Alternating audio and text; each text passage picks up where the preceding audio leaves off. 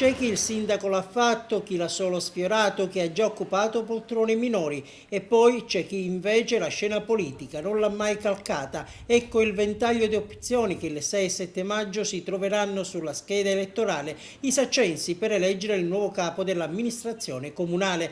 Lei è la novità, è l'unica donna in campo. Emma Gianni è un'insegnante precaria, si presenta alla sfida sorretta dal Movimento 5 Stelle di Beppe Grillo. Fino ad adesso tutte le amministrazioni che ci sono state non hanno risolto per nulla, anzi hanno peggiorato la situazione della città, forse perché interessati ad altro effettivamente. E quindi noi con questa mia candidatura e come Movimento 5 Stelle intendiamo veramente operare per il bene della città e con l'aiuto di tutti i cittadini. Chi prova a chiudere il cerchio con l'elezione a sindaco è il farmacista Gioacchino Marsala, sostenuto dai partiti del terzo polo, meno UDC più PD. Per soli 180 voti nel recente passato perse la sfida con Cucchiara.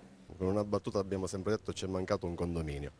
Adesso ci riproponiamo in questa nuova esperienza politica e amministrativa che per noi è molto importante all'interno di uno schieramento costituito dal terzo polo e dal PD nell'ottica di un rilancio di una nuova coalizione politica che si candida al governo non soltanto della città di Sciacca ma con l'ambizione di diventare anche coalizione di governo. È deciso a completare il mosaico targato istituzioni locali, collocando il tassello mancante Fabrizio Di Paola, spinto da PDL, cantiere popolare da 4 liste civiche, una delle quali un mix tra Patto per il Territorio e Grande Sud. Ho concepito un programma di governo di cose assolutamente fattibili che sfruttino le potenzialità del nostro territorio con una squadra di assessori già individuata nei suoi 5 sesti, a dimostrazione del fatto che noi abbiamo le idee chiare e vogliamo governare con questi uomini. È pronto a tornare a Palazzo di Città da sindaco è Pippo Turco, alle sue spalle una sola lista, quella del suo partito Italia dei Valori.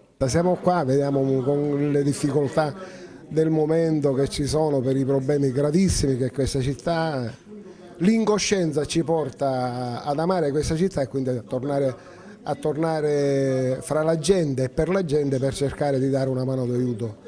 E una sola lista alle spalle anche Vincenzo Guerreri, è appoggiato dalla civica Sciacca Bene Comune che abbraccia anche un partito, SEL. Mi ha spinto il fatto che sia stato designato da un gruppo di giovani i quali con il loro entusiasmo mi hanno riportato nell'arena della politica giusto per una frontiera che è quella, la frontiera del bene comune. Abbiamo visto allora da vicino i volti dei 5 candidati a sindaco, i loro propositi, i loro impegni, ma quali sono le richieste che arrivano dal territorio? Sentiamo. Lavoro, solo lavoro, nient'altro.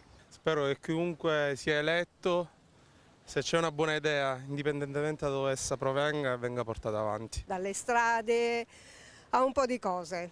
Vedendo la nostra Sciacca ce ne accorgiamo. E nonostante tutto Sciacca resta meta di visitatori anche in questo periodo della stagione. Ecco il piatto forte, non è solo una metafora. Le fave, gamberi e ricotta.